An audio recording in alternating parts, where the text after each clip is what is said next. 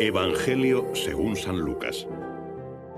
Al entrar un sábado a comer en casa de uno de los principales fariseos, ellos le estaban acechando. Y es que allí, delante de él, había un hombre hidrópico. Entonces preguntó Jesús a los doctores de la ley y a los fariseos, ¿es lícito curar en sábado o no? Pero ellos callaron. Tomándole entonces, lo curó y le despidió. Y a ellos les dijo, ¿quién de vosotros, si se le cae al pozo un hijo o un buey, no lo saca inmediatamente en día de sábado? Y no supieron qué responder a esto. La primera lectura del día de hoy ha sido tomada de la carta a los Romanos. Se trata del capítulo número 9. Conviene recordar algo sobre la estructura de este documento que llevamos leyendo ya hace algunas semanas. Básicamente, el mensaje de la carta a los Romanos es que Dios ofrece, en su Hijo Jesucristo, ofrece salvación. Esa salvación la entiende y la recibe con gozo aquel que conoce su propia condición de necesidad, aquel que reconoce su propia condición de pecado. Ya se trate de un judío o de un no judío, el gran descubrimiento es que en verdad somos pecadores.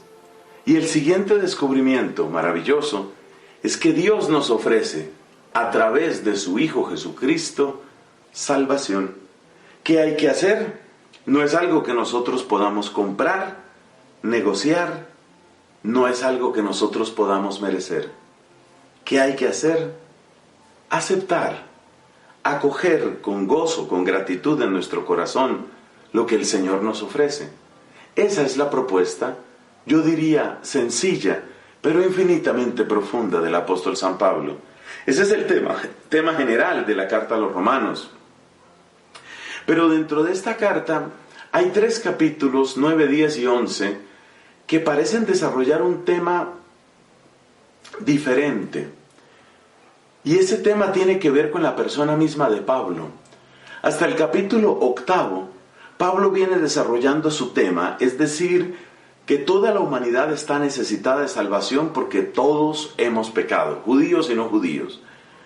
Que Dios ofrece salvación para todos en la persona de Cristo, que la salvación se recibe por la fe, se concreta en el don del bautismo y luego se vive como una especie de camino de gracia y de gloria a través de la vida en el Espíritu, como la ha descrito el apóstol Pablo en el capítulo 8 de esta misma carta a los Romanos.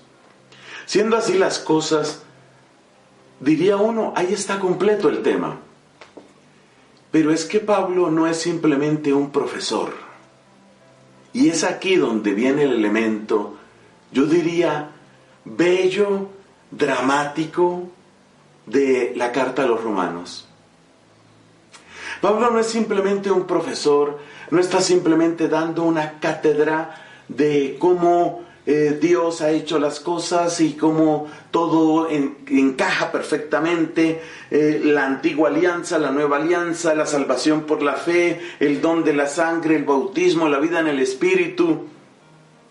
No es solamente reunir esos elementos en un buen discurso. Pablo no es solamente un catedrático. Pablo es un testigo. Es un hombre que tiene familia, tiene pueblo, tiene raza, tiene raíz.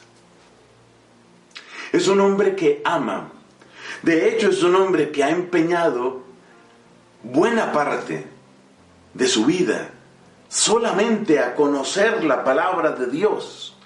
De un modo apasionado, casi diríamos obsesivo, durante su época de fariseo, Pablo se obsesionó por la palabra de Dios.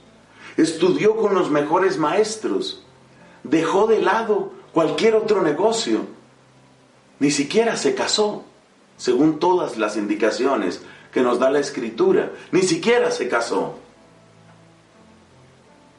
El empeño de él estuvo por completo en esa palabra, avivando cada vez más la conciencia conciencia agradecida de pertenecer al pueblo de la elección. Y ahora viene la pregunta: el pueblo que ha recibido las promesas, el pueblo que ha recibido la ley, el pueblo que escuchó la voz de Moisés, ese pueblo al que Dios en primer lugar envió a su Hijo, ¿dónde está? Está rechazando al Mesías, en buena parte. Unos cuantos, como el mismo Pablo, por supuesto, unos cuantos no, pero muchos han rechazado y siguen rechazando al Mesías. Pablo no es simplemente un profesor. Podemos decir que en el capítulo 9 de su carta a los Romanos, Pablo deja de ser un profesor para empezar a ser, o para mostrarse sobre todo, como hermano en la fe, como testigo, como hombre que siente profundamente en su alma el dolor de la ingratitud de su pueblo. Ese es Pablo de Tarso. Eso es lo que él encuentra. Ese es el dolor de su alma. Y ese dolor tenemos que compartirlo nosotros. No para atacar al pueblo elegido, no para hablar mal del pueblo judío, sino para amar y para orar por ellos. Suyas son las promesas. Suyo es según la carne el Mesías, dice Pablo. Y en su dolor se desgarra y dice: incluso quisiera yo mismo perderme, si ese es el precio que hay que pagar para que ellos se salven. Cuánto amor hay en esas palabras. Que ese amor lo tengamos nosotros como gratitud por el pueblo elegido, por el pueblo de la primera alianza. Y que entendamos a partir de ahí cuánto tenemos que valorar nosotros el poder creer en Cristo. A Él sea la gloria por los siglos. Amén.